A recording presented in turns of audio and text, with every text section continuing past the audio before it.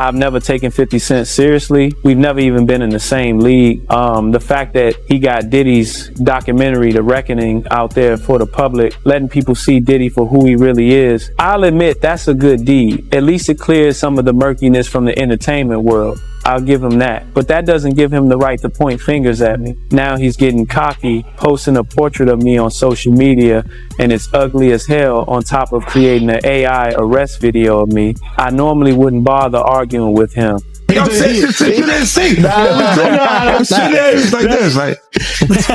You know, the game has been elevated. We had a black billionaires lunch. It's a billionaire brunch, unaware of anything going on here. To us, black excellence. Black excellence. They're sitting there like, yeah, this is the one time I'm gonna be with you this year. Yo, I feel like I'm normal again. Get me out of here. For years, some of hip-hop's biggest truths stayed buried behind influence, loyalty, and silence. But when 50 Cent began drawing attention to the long-standing connection between Diddy and Jay-Z, the conversation took a sharper turn. What once seemed like quiet industry politics started to feel far more calculated and far more powerful than anyone admitted. This is not just about rivalry, it is about control, image, and the hidden alliances that shape the culture. And if 50 Cent is forcing attention onto something the industry kept in the dark, then this may be more than a feud. It may be the beginning of a much bigger story. There's a huge difference in energy internationally in 50 Cent and Jay-Z. In fact, his largest selling record sold 430-something thousand copies. My largest selling records, plural, 2 of them sold 5 million. You know, so it's a huge difference in who we are with each other internationally. Let them be fooled in America and think there's a competition there. Because America can be purchased. You can buy it with marketing dollars. You see what I'm saying? But the rest of the world, there's not enough marketing dollars to go around. There's an accusation about Jay-Z and Diddy and a teenager, 13-year-old teenager. Right. And we were speaking about just the statement. Right. The statement, you were saying you felt like that was calculated. That was, yeah, that the statement is something from, you can tell it was written by a lawyer. Because there's a point where it kind of gets aggressive. He says, like, you're going to find out, like how I'll handle this. Like, and that's an attorney want to be combative with another attorney. That's not like your publicist wouldn't say those things.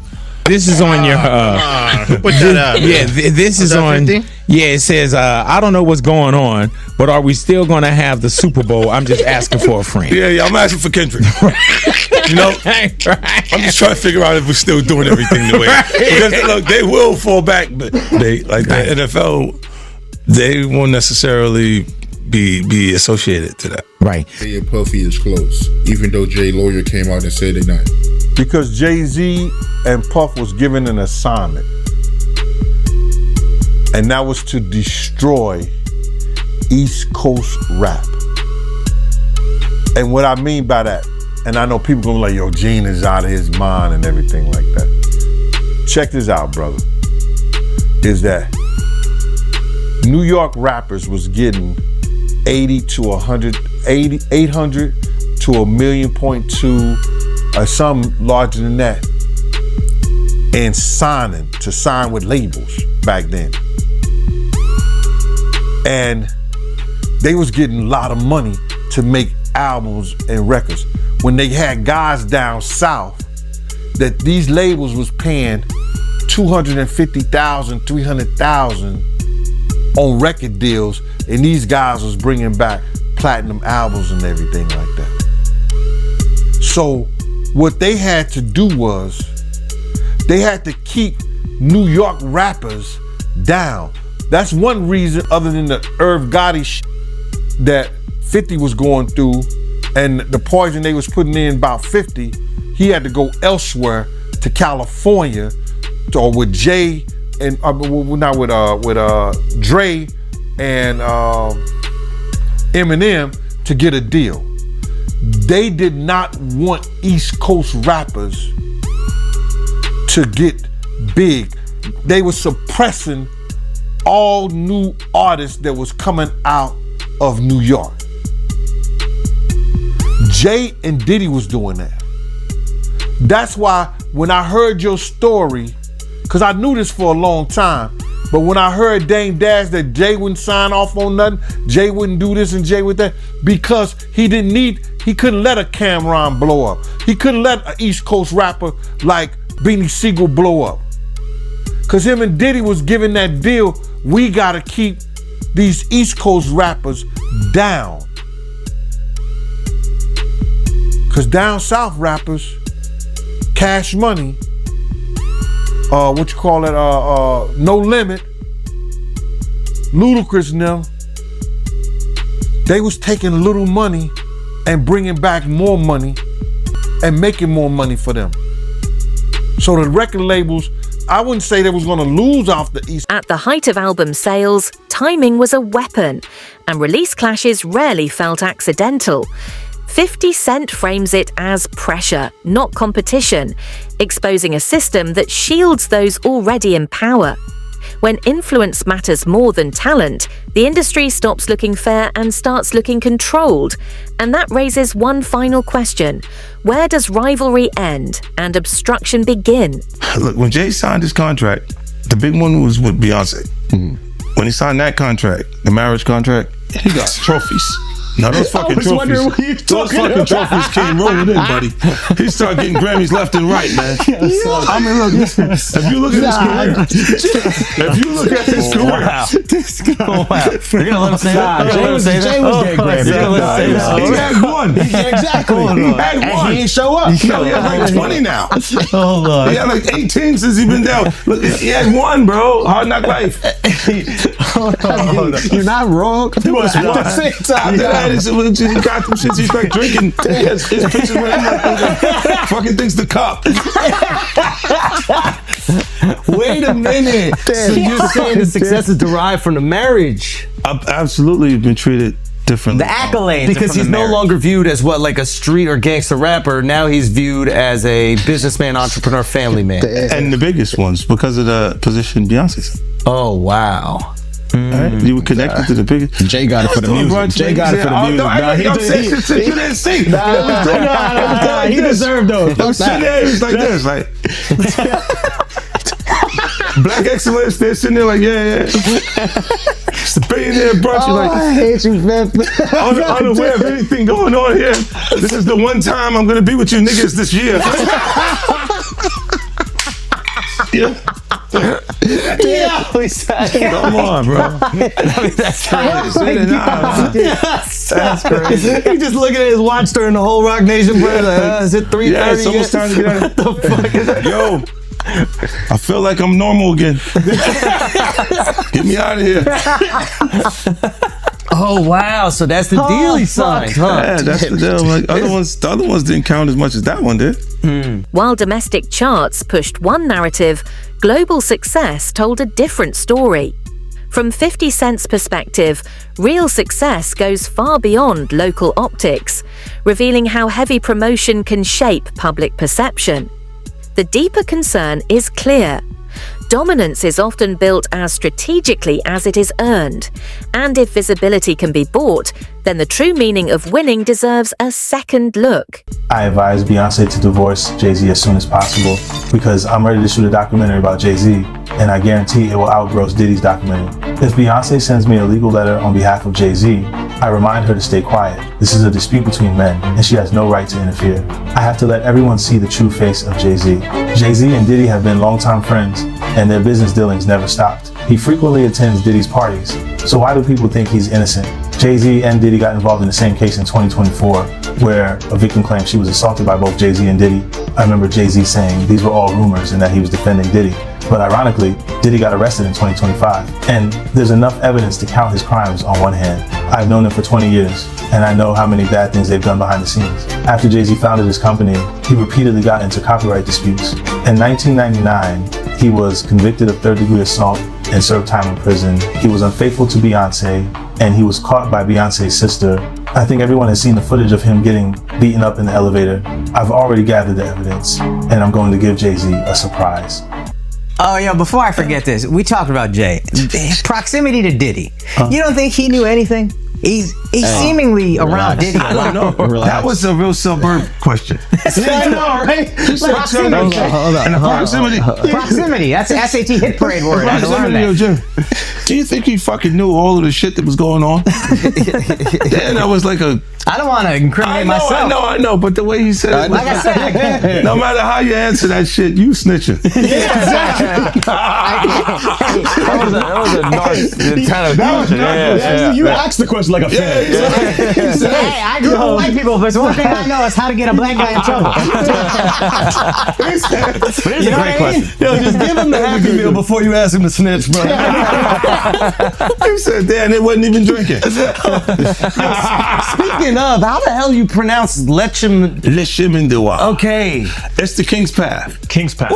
Chemin de Roi. Because I know Branson. Yeah. That's the one I pronounce. Branson. That's the Branson lifestyle. You're gonna be outside. Biff, you're not worried that if you throw little and you don't throw out allegations, but like you kind of poke fun at them. You just ask questions. You're not worried that it comes back your way? Like people dig up your past and try to pull stuff up? I don't got that shit in my past. I'm not. Everybody got a little bit. Look, like, not that it's real enough. I took a pill, but it was for me to perform better. For her to remember, buddy. I didn't fucking give her a drink so she forget what the fuck happened. What the fuck is going on here, bro? Yes, I took the drink. I gave me the fucking drug to perform. So she can remember and possibly love me for that.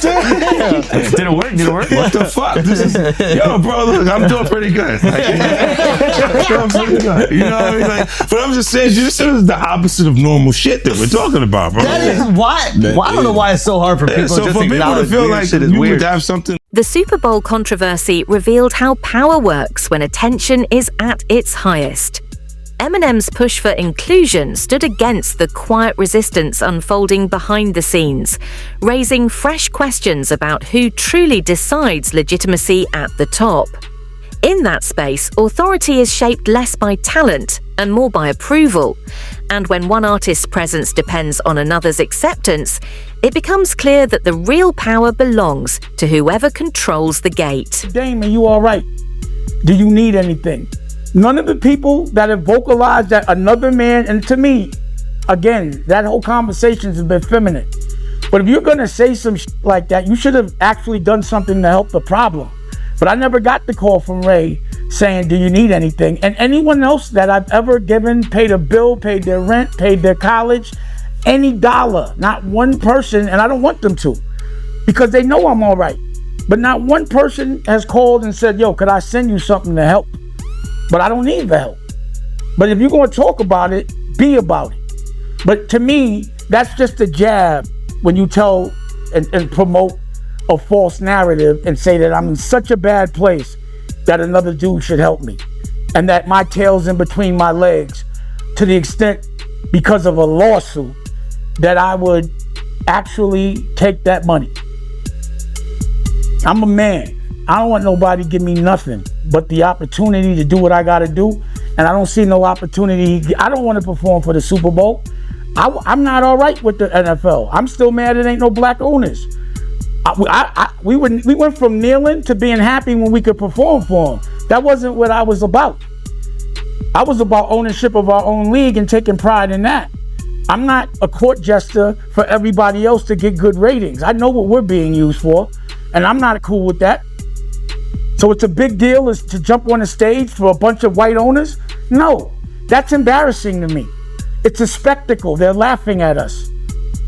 Like being tatted on the back by another culture is not how I judge my success. Only person that has the audacity to pat me on my back is my family. And they better, I'd be like, you better chill out. I don't want no pats on the back. I don't play that. I'm not in the patty pat club. On no level.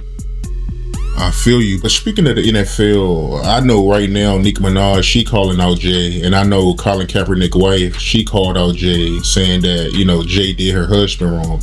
But I don't know. I don't know the backstory behind that, man. But I know it's going, viral right now on social media. But I do want to ask you, how do you feel about the NFL right now, in general? You know, it's funny. She's cool. She's cool with my wife, Rocky. Artists around 50 Cent often describe him as present, involved, and directly connected, while Jay-Z is more often seen as distant, protected, and selective in access.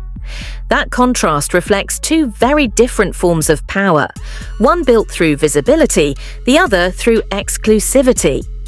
And in an industry where closeness can create opportunity, it raises a sharp question. Is influence stronger when it is seen, or when it stays just out of reach? You was doing it too. This is people that are looking on the separation between their hardships or their the things that they got going on that would be issues, and what a celebrity's issues would be.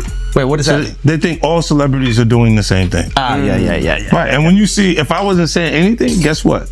You could safely say that a person on the outskirts that is not involved in hip-hop culture could think that everybody in hip-hop culture is with that shit.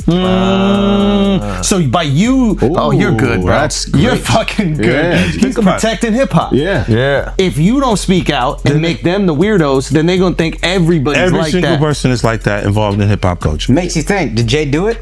Shut up. He's in trouble. We live in New York, bro. No. We live here. No, free Jay-Z. I'm just saying. Shout out Mufasa. We all gonna go and support. Yo, we can all see. You are crazy. That was the craziest thing. I literally. What's the lady at Rock Nation? I gotta send her these. You don't feel like that happened the same day, bro. What's the day came out the day before, the next day? I was eating Raisin Bran. Okay, I'm eating Raisin Bran. I got my daughter in my arm. I'm scrolling. Right? I see somebody screenshot your shit is Jay and the whole family at the Mufasa Fair, and then the comment is 50 Cent. Jay said, they said I a 13-year-old. Let's go watch Mufasa. Everybody get dressed. We're going to see Mufasa right now. I just think it was a good look, like angling yourself as a family man. Yes. But they had to go to the premiere, that bro. was planned already. I'm They had to go to the premiere. And I realized that later, but I'm just saying to you, I haven't seen him in a long time. That's all I'm saying. When I hadn't seen him in a long time, and then I heard this shit, and then I looked and I saw Mufasa, I said, whoa. That's all that fucking happened, bro. You think this is at my phone? This is my phone. This is happening at real time. I'm going, yo. He said, yo. You just gotta say everyone gets these jokes, bro. That's what you gotta say. Yeah, no. Rappers, listen, comedians are the new rappers, bro. That's why the do thing. people come to my page, bro? That's true. I know what I'm saying. You know what they say? Well, you don't think you're gonna happen next? Yeah, that's what they said to me, buddy. Well, you're next, buddy. You're fucking, you're laughing at this. These contrasting reputations reflect two very different leadership styles in hip-hop. One built on closeness and direct presence, the other on distance and mystique. Each projects power in its own way, but in a culture shaped by authenticity and real connection, the real question is which approach earns deeper trust and lasting loyalty. Why? Because you don't got nothing. I don't have it. There's no girls gonna come out. Why you sound skeptical? Because I think there are some women that are like. No, I think there's some women that are like. This guy's supposed to be from Queens, bro. Let me cook fucked up experience. You take him off the corner one time. No, what I'm saying is I know a couple of exes that fucking throw me under the bus. You should let him have the corner. None of this would have happened if you let him have the corner. Would have been fine. You know, there's some like opportunists. They'll just throw out the fucking. But that's what I'm saying. So you had to have something. Look, if you already interacted with the person, right, and you hadn't had a bad experience, it would take more for them to say some of the shit that you see these people say. Right? Like, you go, what made you do? What made you? Even when we part ways, and because a lot of times when we interact with people, they're not just having fun for tonight. They think we're leading into this hardcore relationship that may not materialize. Right? So I see what you're saying, where they can look and go, well, look, you met the girl in 2003.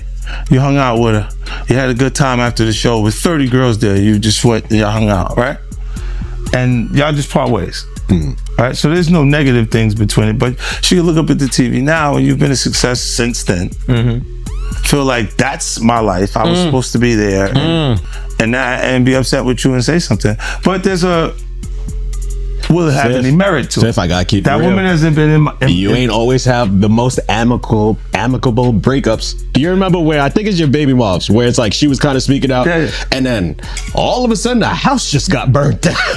Yeah, but you know it happens. Left eye. She burned the house down.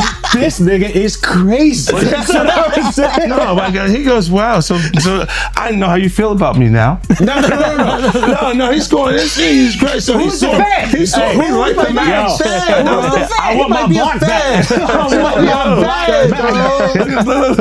He go. Look, I have faith in our just justice.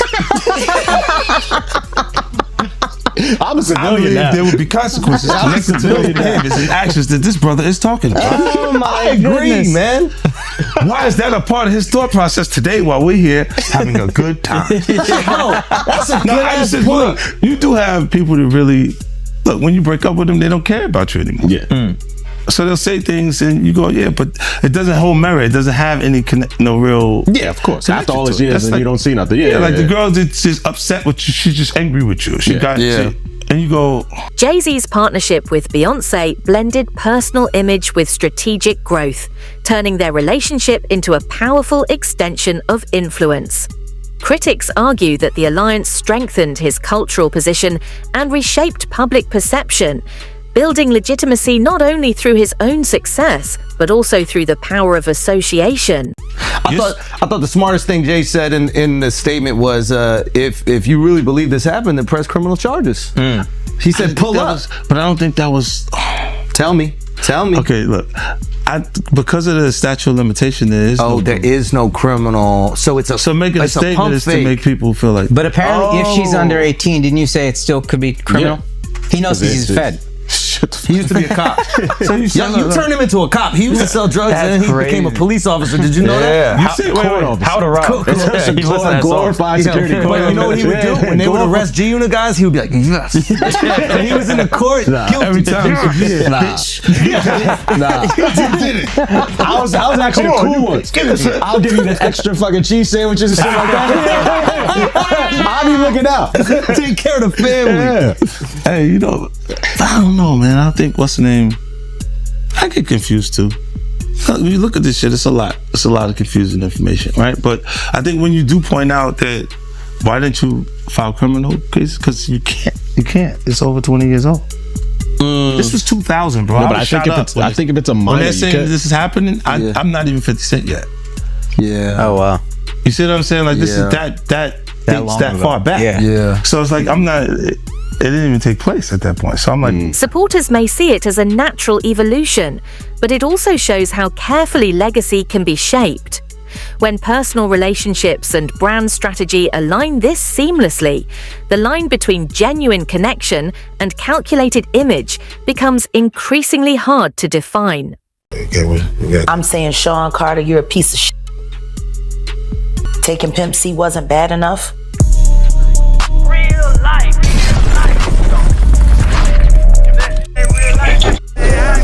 It ain't real life.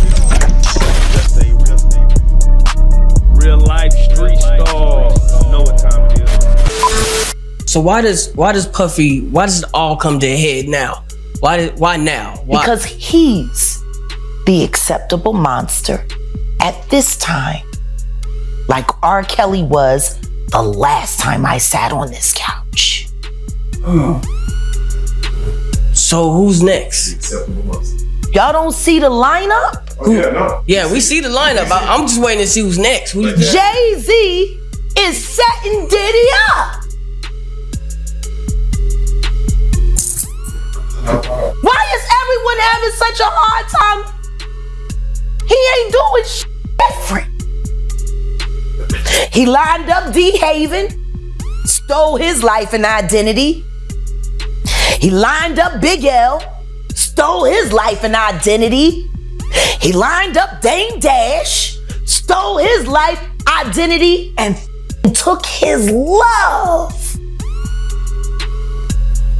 Lined up R. Kelly.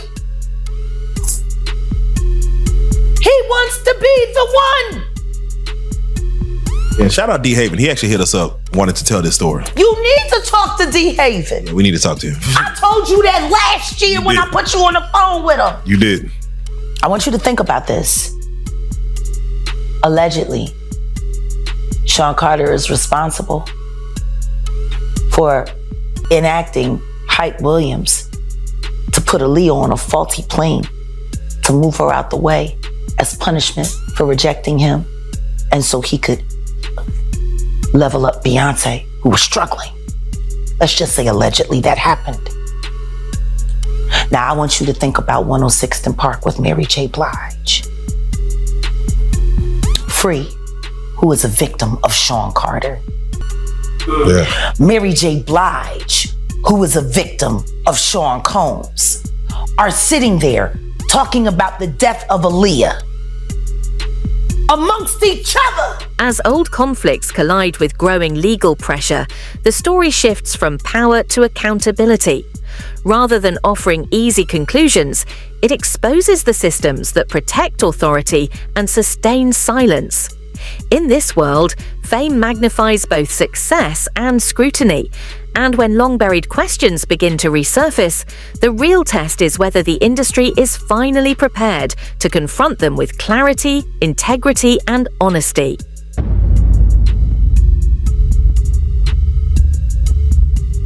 You knew Jay personally, right? Know him, been around him a couple of times, brother. Been around him a few times, but I didn't know him. Know him as I'm sitting down and I'm breaking bread, eating off, eating a meal around him and shit like that, laughing, talking and joking like that. I've been around Jay-Z, and one time I wanted to knock his head off, because he was being disrespectful, but he didn't know he was being disrespectful because he ain't that type of dude. You understand what I'm saying? What happened? We was in Cancun and he had a personal assistant from my block named Laura, and he had brought like 3 people to the club. He had brought like 6 people to the club with him, and he was only supposed to get 3 people in. I was running the door at Daddy-O's from Industry Entertainment. They just told me Jay-Z only get 3 people in. You understand? So I'm at the door. I said, yo, Jay, you good, and 3 of your other good, but the other 3 gotta pay. So then he said, Laura, handle him. And at that time, the type of dude I was, you couldn't tell no woman to handle me. You understand? When I'm talking to you as a man. So then I said, who you talking to like that? You telling her to handle me? You know what I'm saying? And then me and him, he didn't say nothing. He just turned to the side. And if he'd have turned back around, he'd have got his head knocked off. But Laura told me, yo, Gene, please, Gene, you gonna make me lose my job. You know what I'm saying? And because 1, she was beautiful, 2, she from our block. You understand? I wasn't gonna do that to her. You understand? So I gathered myself, stepped away from the situation, and then the promoter said Jay can let his people come in. You know what I'm saying? But he was being disrespectful. This is the same dude that Harlem cats used to laugh at and joke at. Even we was out there that time, he came to Cancun and he had a fake Versace shirt on, and they was ripping him. I mean, they was ripping him. I know he's a billionaire now, he can wear whatever he got. He got $10 million watches and shit like that. But we talking about back then. You understand? We still had those stories from back then. And it's good that a brother can uplift himself. And that's why he's the type of person that he is, because he knew how guys used to treat him. That's why you could see him trying to sun people based on somebody who gets in that type of situation. You understand? This dude had the same cream deli silk shirt that I had. Now, cream deli cream shirts were fake printed Versace shirts. They were nice. You pay $45 for them, but you can't wear that around Harlem cats. You understand what I'm saying? Not if you in the rap industry. At that time, they used to have diamond testers. You understand? They'll roll up on the cat, and if your diamond don't beep, you understand? They'll talk about you. Snatch your chain off or whatever like that. So he had the fake cream deli cream shirt on, and they was roasting him. I think I seen him in a black t-shirt from that point on in Cancun. The the whole time he was there. Yo, let me just tell you something. When dudes from Harlem got something on you, bro, and they joking you, they at it. They gonna stop until somebody with some power or somebody with some money say, yo, get that dude a break. Give him a break. So Dame probably used to let him get him in a little bit, but then when Dame was like, yo, my man, let my man live. Let him live. They probably back up off of him or stuff like that. But they was joking, they was talking and stuff like that. And cause you just don't do that. You don't come to no major event with nothing fake or phony on. Not at all. Unless the only way you could get away with something fake or phony on if it was Dapper Dan. If it was a Dapper Dan special, you good. He challenges a culture of silent compliance, arguing that what looks like restraint is often self-protection rather than true neutrality. If it wasn't Dapper Dan, nah, you couldn't do that, bro. Not at all. Should have known better, but he was from Brooklyn. But from what you know about Jay, do you believe he's capable of doing what he's being accused of? What I know of Jay, and what have I heard of Jay, I want to say this to protect myself, that there's stories of Jay talking to underage girls. It was a girl from my block that was 16, 17 years old that Jay was talking to. If she was 17. So there's plenty of stories out there that they might flood the market of Jay talking to underage girls. I heard this kid that is claiming to be his son. His mother was 15 when she conceived him and had him at 16. And Jay refused to do a blood test or anything like that. And all of a sudden, when this has gotten real big and Tony Bugsby had taken the kid's case, the kid just got arrested for having a gun in his car, I think, like that. Did you hear something about that? That the kid got arrested for having a gun in his car, and when they go and watch the tape, somebody was planting a gun in the kid's car. Now the kid who never been in trouble to that degree, and now he's facing a case for a gun case for having a loaded firearm in his car. So, answer your question. There's plenty of stories. Ain't Beyonce one of those stories? Isn't Foxy Brown one of those stories? Isn't that kid mother one of his stories? There's a lot of stories, bro. So that's what I say about it. By speaking openly, he challenges an industry that often values silence over honesty. And in a world where influence depends on having a voice, the real question is why so many still choose not to use it.